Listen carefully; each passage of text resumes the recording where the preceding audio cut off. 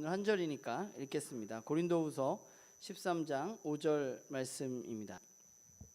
신약성경 301페이지 정도 될 것 같습니다. 고린도후서 13장 5절 말씀 우리 같이 읽겠습니다. 너희는 믿음 안에 있는가? 너희 자신을 시험하고 너희 자신을 확증하라. 예수 그리스도께서 너희 안에 계신 줄을 너희가 스스로 알지 못하느냐? 그렇지 않으면 너희는 버림받은 자니라. 아멘. 자리에 앉으시기 바랍니다. 그러니까 지역마다 가면 지역마다 유명한 음식들이 있잖아요. 춘천에도 닭갈비나 막국수가 있고, 또 다른 지역에 가면 그 지역에 유명한 음식들이 있습니다. 그럼 왜 그 지역에 가면 그래도 그 지역에서 유명한 음식을 우리가 먹어보려고 그러잖아요. 그래서 그 음식점들이 있는 곳을 가면 항상 써 있는 것 중에 하나가 원조라는 말입니다. 원조, 우리 집이 원조야 라는 말은 우리 집이 진짜 그 음식의 맛을 제대로 낼 수 있는 그런 전통의 집이라는 것을 광고하고 있는 것이죠. 근데 문제는 뭐냐면 그게 진짜 그 집이 원조인지, 그 음식의 맛의 원조는 도대체 어떤 맛인지 우리가 잘 알지 못하는 경우가 많다는 거죠. 그래서 여러 집 중에 그 원조의 여러 집 중에 들어가긴 하는데 성공할 수도 있고 실패할 수도 있는 것 같아요. 이번 우리가 한 달 동안 오리지널이라는 주제로, 우리는 무엇을 믿는가라는 주제로 여러분들과 말씀을 나누려고 하는데, 오리지널이라는 말의 의미는 본래, 본질의, 원래의 이런 말입니다. 그러니까 조금 전에 이야기했던 원조와 비슷한 말이죠. 그러면 그리스도인들에게 과연 오리지널, 본질, 본래는 무엇인지, 원조는 무엇인지, 그리스도인이 어떤 그리스도인이 진짜인지 우리가 좀 그리스도인에 대해서 이야기를 나누려고 하는데, 진짜 우리가 그리스도인의 본질에 대해서 이야기를 할 때 반드시 따라 나오는 질문 중에 하나가 우리는 그럼 뭘 믿고 있느냐 하는 것이죠. 우리가 믿고 있는 것이 정말 성경이 말하고 있는 본질인가? 라는 질문을 우리는 우리 스스로에게 할 수 있는 거죠. 그리고 거기에 또 하나 질문을 더한다면, 우리는 정말 그리스도인이며 우리는 정말 구원을 받은 사람들인가? 우리가 정말 오리지널인가? 오리지널 그리스도인인가? 라는 질문을 좀 우리가 이 4주 동안 여러분들과 함께 우리 스스로에게 좀 해보고 나누어 보려고 합니다. 오늘 우리가 읽은 본문은 바울이 고린도 교회에 보낸 편지입니다. 고린도 교회는 초대교회 중에 그 어떤 교회보다 뜨겁게 신앙생활을 했고, 또 각종 은사가 나타나는 교회였습니다. 그리고 아마 성경에 나와 있는 여러 교회들이 있잖아요. 그 교회들 중에 아마 거의 가장 큰 교회가 고린도 교회였을 것입니다. 그런데 그 열심히 신앙생활하고 있고 뜨겁고 각종 은사가 나타나고 있는 그 고린도 교회에 오늘 이 바울은 편지를 마무리하면서 조금은 뜻밖의 권면을 하고 있는 것이죠. 뭐라고 말하냐면, 고린도 교회 교인들에게 바울은 너희가 믿음 안에 있는가 너희 스스로 시험하고 확증하라고 말하고 있습니다. 너희들 정말 믿음 안에 있는 거냐? 라고 묻고 있는 것이죠. 이 말은 바울이 느끼기에 고린도 교회 교인들이 열심히는 하고 있는데 무언가 각종 은사가 나타나는 것 같기는 한데, 바울이 보기에 고린도 교인들이 과연 믿음 안에 있는 것인가 하는 의문을 들게 하는 여러 가지 일들이 있었던 그런 곳으로 보입니다. 그러니까 너희가 진짜 믿음을 가지고 있는지 너희 스스로를 너희들은 지속적으로 계속해서 시험해야 한다고 말하고 있는 것이죠. 시험은 뭔가요? 학교에서 우리가 시험을 보는 건 시험을 왜 보는 거죠?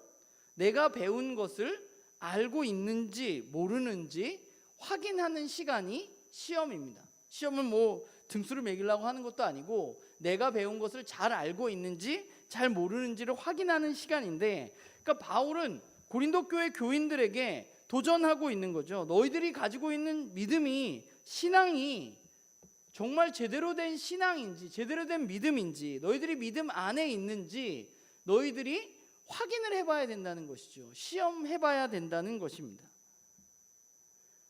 그런데 바울의 이 고린도 교회를 향한 질문은 저는 오늘 저와 여러분에게도 그렇게 무관한 질문은 아닌 것 같아요. 우리가 예수를 믿는다고 이야기하고 교회에 나와서 예배를 드리는데 우리가 가지고 있는 믿음이 정말 제대로 된 믿음인지, 우리가 정말 믿음 안에 있는 사람들인지 우리는 우리 스스로를 점검해 보아야만 하는 것이죠. 사실 지금의 한국 교회는 사람들에게 그렇게 희망이지 않습니다. 오히려 손가락질 받고 비판의 대상이기는 합니다. 이런 한국 교회의 문제가 나타난 이유의 본질은 저는 우리가 오리지널이 아닌 것에 대한 믿음을 가지고 있었기 때문에 우리가 지금 이런 사태를 맞고 있다고 생각합니다. 우리는 성경 속에서 이야기하는 예수 그리스도가 아니라 내가 원하는 것을 이루고 또 세상에서 안전한 생활을 보장받는 것에 대한 내 안의 욕망을 믿어왔고 또 그것을 믿으면 이루어진다고 한국교회가 이야기했기 때문에 오리지널이 아니라 예수 그리스도가 가신 길이 아니라 우리의 욕망을 채우는 쪽으로 우리의 믿음이 자라갔기 때문에 우리는 그 세계의 어떤 교회보다 열정적이고 많은 예배를 드리지만 그러나 오늘날 한국 사회에서 큰 영향력을 발휘하고 있지 못하는 것이죠. 그러니까 우리는 이번 7월 한 달 동안 우리들 안에 아주 근본적인 질문들을 좀 던져보려고 해요. 그렇다면 우리는 무엇으로, 오늘 바울이 질문한 대로 믿음 안에 있는지 너희들을 시험해봐라 라고 말했는데 우리가 믿음 안에 있는지 어떻게 우리는 알 수 있느냐, 이 질문을 하기 위해서 우리는 우리가 누구인가에 대해서 먼저 좀 생각을 해봐야 될 것 같아요. 우리는 누구야? 라는 질문에 대해서 우리는 그리스도인으로 불리는 사람들입니다. 우리는 우리를 그리스도인이라고 부릅니다. 그러면 그리스도인이란 말은 왜 생겨났을까요? 처음에 어디서 생겨났을까요? 그리스도인이란 말이 처음 생겨난 곳은 사도행전 11장에 보면 안디옥 교회입니다. 사도행전 11장 26절에 보면 이렇게 말해요. 제자들이 안디옥에서 비로소 그리스도인이라 일컬음을 받게 되었다라고 말합니다. 안디옥 교회가 예수 그리스도를 믿게 되었어요. 최초의 이방인 교회인데 그곳에 복음이 전해졌고 사람들이 거기서 복음을 믿게 되었습니다. 그 안디옥 교회에는 유대인들뿐만 아니라 이방인들도 있었습니다. 그런데 사람들이 그 안디옥 교회, 그 모임, 사람들이 모여 있어서 뭐 예배를 드린다고 하고 뭐 하는지는 잘 모르지만 그 모임에 대해서 그 사람들을 그리스도인이라고 부르기 시작했다는 거예요. 그러니까 그리스도인이란 말은 예수님을 믿는 사람이 스스로 나는 그리스도인이야 라고 얘기한 게 아니라 사람들이 그들을 보면서 저 사람들 그리스도인이네 라고 부르기 시작했다는 거예요. 그럼 왜 그 사람들은 그리스도인이라는 없던 말을 그 사람들을 보면서 그렇게 부르기 시작했을까? 우리가 좀 살펴볼 필요가 있는 것 같아요. 그 이유는 뭐냐면 안디옥에 시작되었던 그 안디옥 교회는 당시에 매우 특이한 모임이었습니다. 왜냐하면 지금까지 본 적이 없었고 역사적으로도 약간 찾아볼 수 없는 그런 모임이었어요. 그 모임이. 왜냐? 그 모임에는 유대인, 이방인의 인종적인 문제가 없었습니다. 그리고 남자와 여자, 성별도 중요하지 않았고 나이가 많고 적은 나이도 중요하지 않았고 또 당시에 있었던 노예제도 안에서 주인과 종의 관계도 그곳에 가면 그게 허물어지는 거예요. 그 모임에 가면 주인이고 종이었던 사람들이 형제 자매라고 서로를 부르는 그런 역사에서 보도 못한 그런 이상한 모임이 바로 안디옥 교회였습니다. 그러니까 그리스도인이란 말이 나온 이유가 그건 거죠. 지금까지 그 안디옥 교회라는 곳에 모여 있는 사람들을 지금까지 있는 말로는 규정할 수가 없었기 때문에 그들을 규정한 말을 찾다 보니까 그리스도인, 이 말은 결국 그리스도인이라는 말은 그리스도를 따르는 사람들, 예수 그리스도를 따라가는 사람들이란 말로 그들을 부르기 시작했다는 것이죠. 그러니까 그리스도인이라는 그들이 불리는 사람들의 특징은 어땠냐 하면 어떠한 핍박이 와도 어떠한 고난이 와도 그것에도 불구하고 예수를 따르기 위해서 지금까지 살아오면서 그들이 배우고 가지고 있었던 가치관들, 민족적인 가치관, 성별의 가치관, 결혼에 대한 생각들, 아이들을 키우는 것에 대한 생각, 노예제도, 관습, 이 모든 가치관들을 예수님을 믿겠다는 그 믿음 때문에, 예수님을 따라가야지 하는 그 따름의 길 때문에 지금까지 있었던 가치관들을 모두 포기한 사람들이라는 거예요.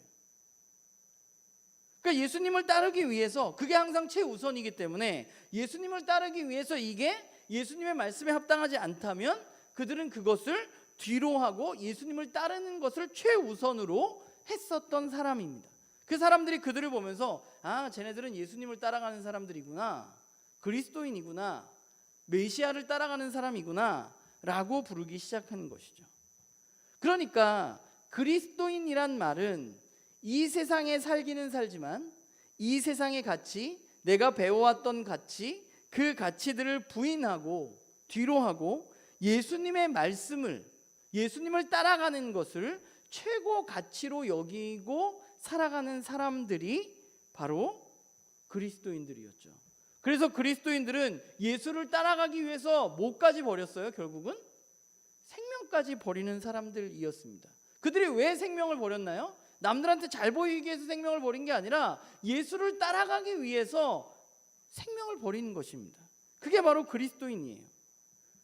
저와 여러분에게는 여러분과 저를 규정하는 여러 가지 정체성들이 있습니다. 저도 굉장히 많잖아요. 제 이름은 박유식이라는 정체성이 있고요.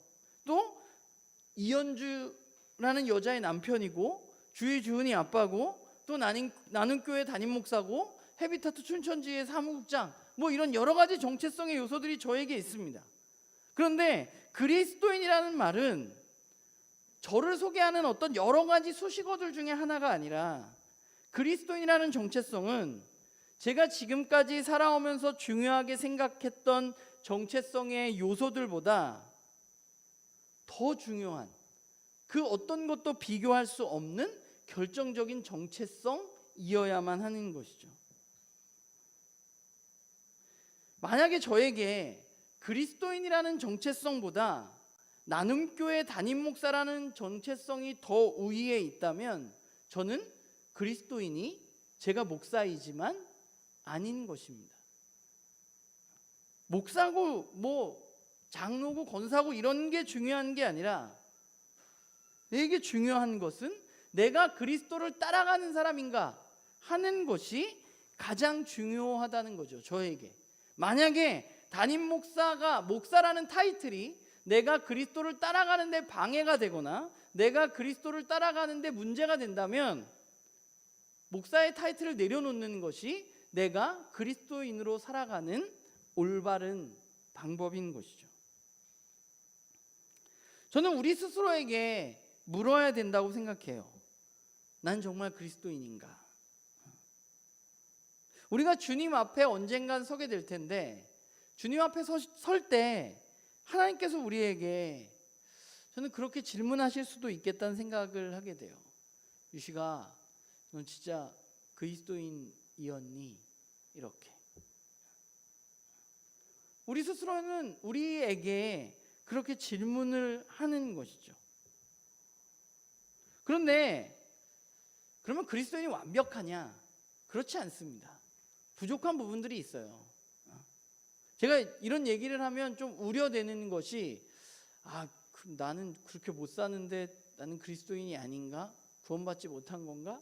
그런 게 아니라는 거예요. 그 이야기는 잠시 뒤에 다시 좀 더 깊게 얘기하도록 하고, 우리가 그리스도인으로 살아가는데 그리스도인들이 모여있는 이 교회에 처음부터 아주 초대교회부터 여러 가지 문제가 있었는데 그 문제의 본질은 뭐냐 하면 우리가 믿고 있는 믿음이, 우리가 가지고 있는 신앙이 진짜와 가짜가 언제나 공존했다는 거예요. 진짜 신앙과 거짓 신앙이 초대교회부터 교회 안에 계속 있어 왔다는 것입니다. 고린도후서 6장 1절을 보면요, 바울이 고린도 교회 교인들에게 이렇게 말해요. 우리가 하나님과 함께 일하는 자로서 너희에게 권하노니 하나님의 은혜를 헛되이 받지 말라라고 말합니다. 이 말은 뭐예요? 하나님의 은혜를 헛되이 받지 말라라는 뭐예요? 은혜를 알고 은혜를 받았다고 이야기하는데 어떤 사람들은 은혜를 헛되이 받은 사람들이 있다는 것입니다. 문제가 있는 것이죠. 예수님을 믿는다고 하고 따른다고 하는데 진짜가 아닌 사람들, 오리지널이 아닌 사람들이 존재했다는 거예요. 그런데 그들의 특징은 뭐냐 하면 고린도후서에 보면 이렇게 말해요. 바울이 고린도 교회에게 너희는 외모만 보는도다 라고 말해요. 거짓 신앙을 가진 사람들, 진짜 신앙이 가진 사람들의, 가짜 신앙을 가진 사람들의 특징은 뭐냐 하면 겉으로 드러나는 것만 보는 거예요. 모양만. 그래서 디모데후서 3장 5절에 보면 바울이 디모데에게 이렇게 말해요. 경건의 모양은 있으나 경건의 능력을 부인하는 사람들, 그 사람들을 너는 멀리해라 라고 말합니다. 가짜 신앙을 가진 사람들의 특징은 뭐예요? 교회를 안 나오는 게 아니에요. 교회는 나옵니다. 예배도 드려요. 그런데 문제는 뭐예요? 경건의 모양만 있는 사람들이에요. 경건의 능력이 없고 외적인 것만 보는 사람들이에요. 이 외적인 것, 경건의 모양만 있는 사람의 가장 대표적인, 우리가 모두 알만한 성경 속의 인물은 아마 아나니아와 삽비라 같은 사람일 것입니다. 그들은 어땠어요? 바나바라는 사람이 자신의 전 재산을 팔아서 교회에 헌금을 했습니다. 가난한 사람을 도와주십시오 라고 교회에 헌금을 했어요. 그랬더니 사람들이 어떻게 했어요? 교회에서 바나바가 인정받고 사람들에게도 인정받았어요. 그러니까 아나니아와 삽비라 부부가 무슨 생각을 했어요? 우리도 인정받기 위해서 우리가 가진 것들을 팔아서 교회에 헌금을 하자라고 했습니다. 근데 그들이 팔았어요. 그런데 막상 내려고 보니까 어때요? 아까워. 그래서 그들이 가진 것에 다를 낸 게 아니라 일부만 헌금을 했습니다. 그런데 뭐라고 말했어요? 다 드렸다고 말했죠. 문제는 뭐예요? 헌금 액수가 적어진 게 문제가 아니에요. 그들이 거짓말을 했다는 거죠. 왜 거짓말을 한 거예요? 경건의 모양을 중요하게 생각하는 사람들이었기 때문에 그래요. 바나바가 사람들에게 인정받는 것, 저렇게 하면 사람들이 좋아하는구나, 교회에서 내가 인정받을 수 있구나 라고 생각했기 때문에, 헌금을 하면 사람들이 나를 인정할 것이라고 생각했기 때문에 아나니아와 삽비라는 그런 행동을 한 것입니다. 교회 입장에서 보면요, 헌금 안 하는 사람보다 아나니아와 삽비라가 훨씬 나았을 수 있습니다. 그 사람들이 한 액수가 적은 금액이 아니었을 거예요. 꽤 많이 냈을 거예요.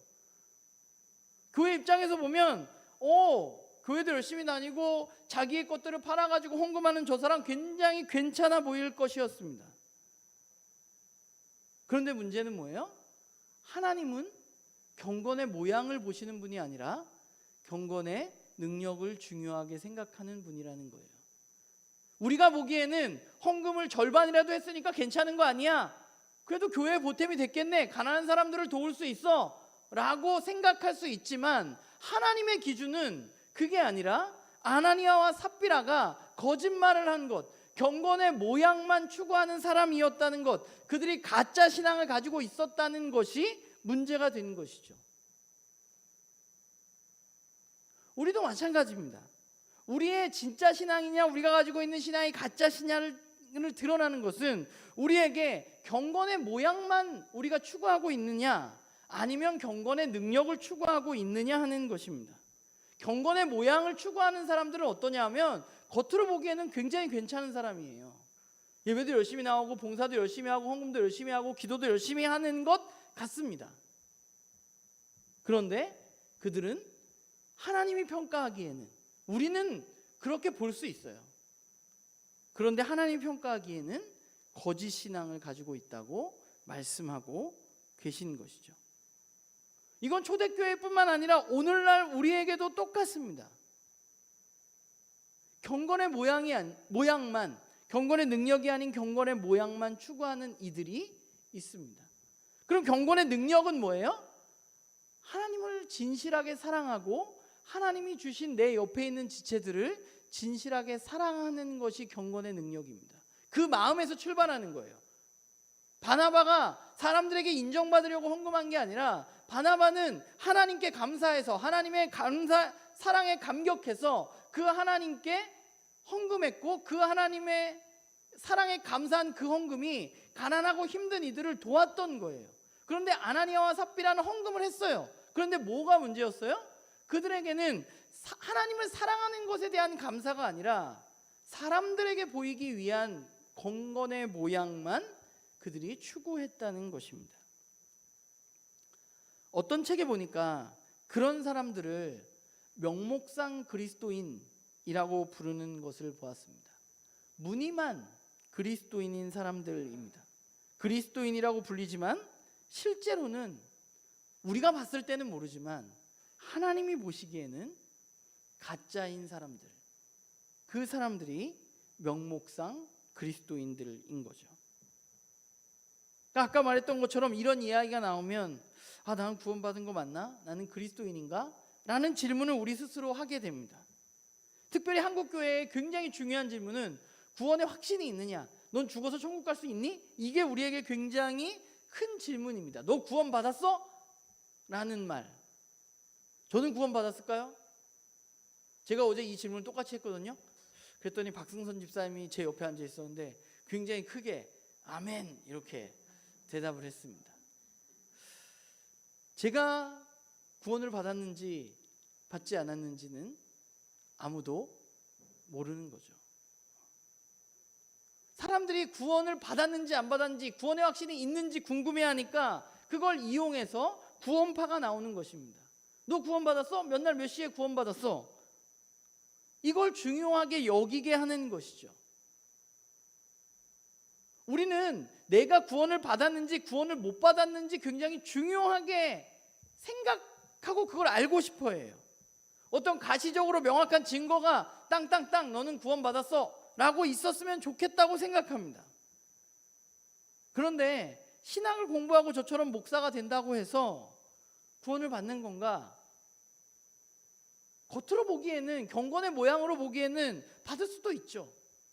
그러나 하나님이 보시기에는 어떨지 저도 알지 못하는 거예요. 사람들은 성경에 대해서 좀 오해하는 것 같아요. 성경은 우리들에게 그런 방식으로 이야기하지 않아요. 네가 구원받았니? 네가 죽어서 천국 갈 수 있니? 확실해? 확실하지 않아? 이렇게 성경은 이야기하지 않아요. 신앙은 겉이 아니라 우리 내면에 속한 것입니다. 그리고 하나님이 하시는 일은 우리가 모르는 굉장히 신비한 부분들이 있습니다. 그렇기 때문에 오늘 이 자리에서 우리가 나는 구원받았고 너는 구원받지 못했어 라고 판단할 수 없는 거예요. 정말 여러분은 아무도 누가 구원받았는지 구원받지 못했는지 판단할 수 없습니다. 우리가 예수 그리스도를 믿고 그분을 따라가려는 거예요. 그게 구원받은 거예요. 구원의 삶을 살아가는 게 중요한 거지, 구원받아서 네가 천국에 가니 너는 구원을 못 받은 것 같다 이렇게 말할 게 아니라, 우리가 해야 할 것은 남을 구원받았냐 안 받았냐 판단하는 게 우리가 할 일이 아니라, 우리는 구원받았다면, 내가 예수 그리스도를 믿는다면 구원받은 사람답게 그냥 내가 걸어가야 할 길을 걸어가는 것이고, 내가 보기에 내 옆에 있는 지체가 조금 부족해 보이면 그 지체가 이 길을 같이 잘 걸어갈 수 있도록 도와주는 거예요.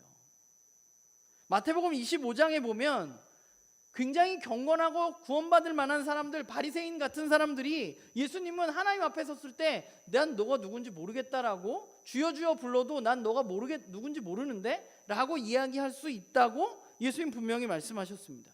그런데 우리가 봤을 때 저 사람 구원받지 못했지 라고 생각하는 사람이 예수님 앞에서 충성된 종아 라고 이야기 들을 수도 있는 것이죠.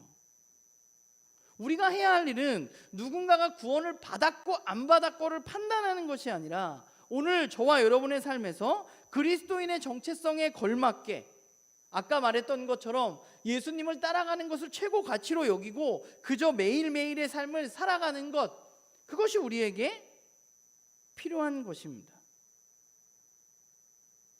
내가 구원받았는지 판단할 수 없기 때문에 우리는 다른 사람도 판단해서는 안 되는 겁니다. 오늘 우리는 이 땅에서 그리스도인이라는 정체성을 가지고 살아갑니다. 그러면 그리스도인으로서 우리는 이 신앙의 여정 가운데, 이 주님 앞에 언제 오실지 모르는 이 긴 여정 가운데 우리는 어떤 삶을 살아야 할까? 우리는 뭘 해야 할까? 오늘 말씀에서 제가 여러분들에게 드리고 싶은 가장 중요한 것은 오늘 본문이 말하는 사도 바울의 말처럼 저는 나눔교회 식구들이 여러분 스스로를 계속해서 점검해야 한다고 생각합니다. 신앙생활을 하다 보면 저 같은 사람들은요, 다른 사람을 속이는 게 잘할 수 있는 사람입니다. 괜찮은 척하면서 되게 잘 살아가는 사람이거든요. 그 남을 속이기는 쉬워요. 근데 진짜 문제는 뭐냐면 나 자신조차 속이려고 할 때가 진짜 문제인 거예요. 저와 여러분에게 아무 문제가 없는 것 같아요. 내가 살아가는데 별 문제가 없어. 그러니까 나는 꽤 괜찮은 내가 실제로는 명목상 그리스도인인데 내가 꽤 진실한 그리스도인으로 내 스스로를 판단하고 살아가는 거예요. 그게 진짜 무서운 거예요. 내가 명목상 그리스도인이고 경건의 모양만 추구하는데 나는 그렇지 않다고 생각하면서 살아가는 것. 우리는 그렇게 되지 않기 위해서 뭘 해야 되느냐면 우리는 매일매일 우리가 믿음 안에 있는가 점검해 보아야만 합니다. 우리는 스스로를 점검해야 돼요. 뭘 점검해야 돼요? 내 신앙은 진짜인가? 난 정말 그리스도인인가? 내가 정말 믿음 안에 있는가 점검해 보아야만 한다는 거예요. 그러면 믿음 안에 거하는 삶이라는 건 뭐예요? 믿음은 뭐예요? 믿음은 없는 것을 있는 것처럼 여기는 게 아니라 성경 속에 나타난 하나님은 어떤 분이고 하나님이 하신 일이 어떤 것이라는 것을 바라보면서 그 하나님을 신뢰하고 믿는 겁니다.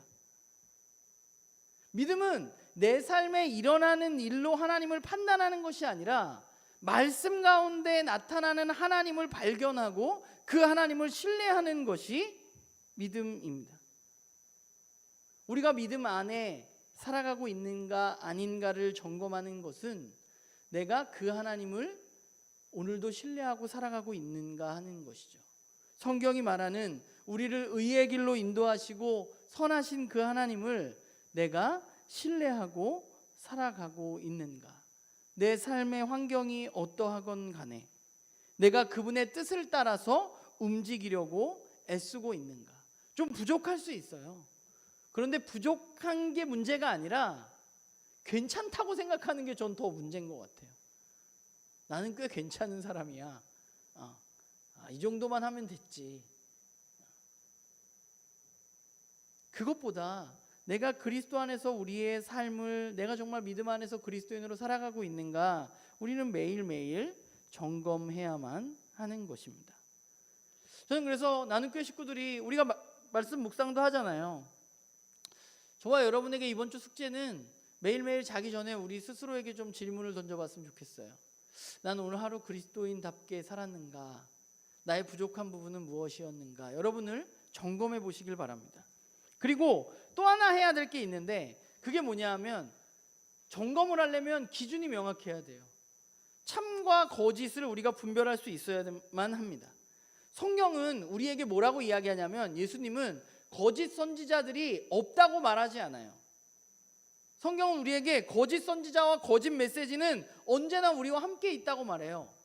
그러면서 우리가 해야 할 일은 뭐예요? 거짓 선지자가 없는 걸 우리가 기대하는 게 아니라 거짓 선지자가 있으면 거기에 어떻게 미혹되지 않고 내가 올바른 것을 알아가고 판단해서 살아가는가 하는 것이 중요하다고 말해요. 그래서 예수님 말하잖아. 미혹되지 말라고. 시험에 들지 말라고.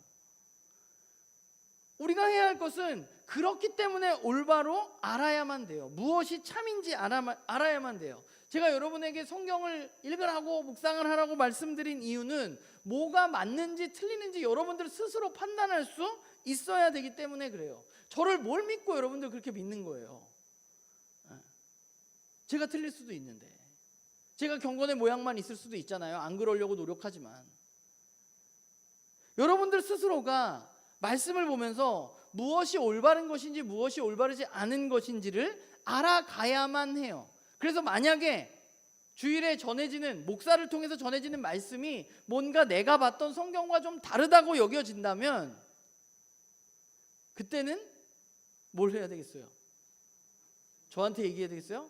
저한테 얘기하기 전에 한 가지 해야 될 게 있습니다. 한 사람에게라도 의견을 물어보세요. 내가 틀렸을 수도 있잖아.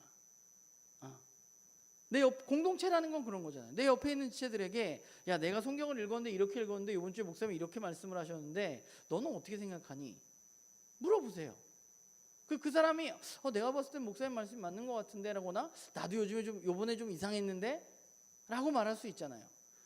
그래서 두세 사람이 모여서 이상하다, 저한테 항의를 하십시오. 그동안 얘기했던 거랑 다르지 않습니까? 이게 맞습니까? 저도 안 그럴 날이 안 오리라는 장담할 수 없습니다. 저도 그렇게 될 수 있고 우리 모두가 그렇게 될 수 있어요. 그래서 우리 옆에서 우리 모두가 지켜줘야만 하는 것이죠. 그리고 또 하나는, 판단할 수 있는 또 하나의 근거는 뭐냐면 열매를 보는 거예요. 그 사람의 삶에서 나타나는 열매들. 어떤 사람이 막 병도 고치고 막 누구를 쓰러뜨리고 하는데 그 사람 주변에는 늘 힘들어. 그러면 그 사람에게 문제가 있는 것입니다. 교회를 열심히 다니는데 저 사람이랑 밥 먹는 게 너무 싫어. 그러면 그 사람은 명목상 그리스도인일 확률이 있습니다.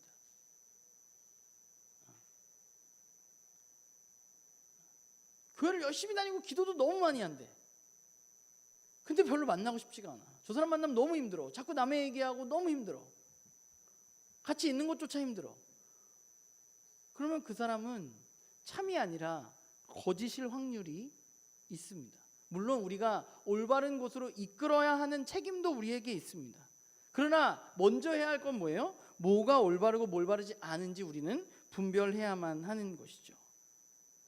우리 스스로를 속이지 마세요. 내가 교회 나가니까, 내가 요즘에 일주일에 3번씩 목사님이 내준 숙제 20분씩 이상 하고 있으니까 너무 안심하지 마세요. 그것도 잘 안 하죠. 안심하지 마세요. 여러분들 스스로에게 늘 질문하세요. 내가 그리스도인으로 잘 살아가고 있는가? 내가 하나님을 알아가려고 노력하고 있는가? 내가 올바른 것을 분별하고 있는가? 그렇지 않으면 우리는 너무 오리지널이 아닌 사람들로 살아가기가 쉬운 것이죠. 저는 우리의 인생에, 제가 이번 말씀 시리즈를 준비하면서 그냥 되게 굉장히 근본적이고 아주 기초적인 질문을 우리 스스로에게 좀 해봐야 되겠다는 생각을 했는데, 그 첫 번째가 바로 그거예요. 우리가 해야 할 진짜 중요한 질문은, 내가 교회에 나가고 있는가? 내가 오늘 말씀을 읽었는가 보다 더 앞선 질문은, 나는 그리스도인인가? 나는 그리스도를 따라가고 있는가? 나는 그리스도를 따라가기 위해서 어떤 일들을 하고 있는가? 내가 정말 주 예수 그리스도에 대한 참 믿음을 가지고 있는가? 저는 우리의 인생에서 이것보다 중요한 질문은 없다고 생각합니다. 우리가 본질에서 벗어나지 않기 위해서, 우리의 은혜가 헛된 은혜가 되지 않기 위해서, 우리의 신앙이 거짓 신앙이 되지 않기 위해서 우리는 우리 스스로를 지속적으로 점검해야 돼요. 여러분, 신앙은 그냥 한 번 반짝하고 끝나는 게 아니에요. 은혜 확 받았다가 확 떨어진 그런 게 아니에요. 신앙은 마라톤과 같아서 굉장히 롱런하는 것입니다. 꾸준히 나 스스로에게 질문하고 성찰하고 점검하는 것이 우리가 주님 앞에 서게 되는 이 신앙의 여정에서 반드시 필요한 것입니다.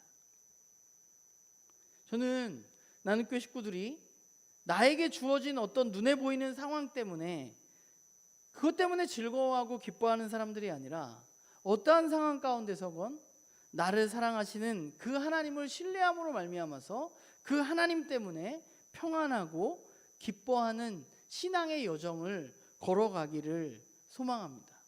그러기 위해서 우리가 해야 할 것은 우리 스스로에게 질문하고 내가 올바로 가고 있는지, 목사님이 이렇게 다그치지 않아도 내 스스로 내 신앙을 점검하고 자라가는 것, 그리고 나에게 필요한 것이 있다면, 부족한 것이 있다면 나를 도와줄 수 있는 사람들에게 그것을 요청하는 것, 그것이 바로 우리들이 걸어가야 할 길임을 기억하고 이번 한 주 우리가 살아가면서 매일매일 나는 그리스도인인가? 나는 그리스도를 따르고 있는가? 우리 스스로에게 질문하고 점검하고 자라가는 그런 우리 모두가 되기를 주님의 이름으로 부탁을 드립니다. 아멘. 시간 우리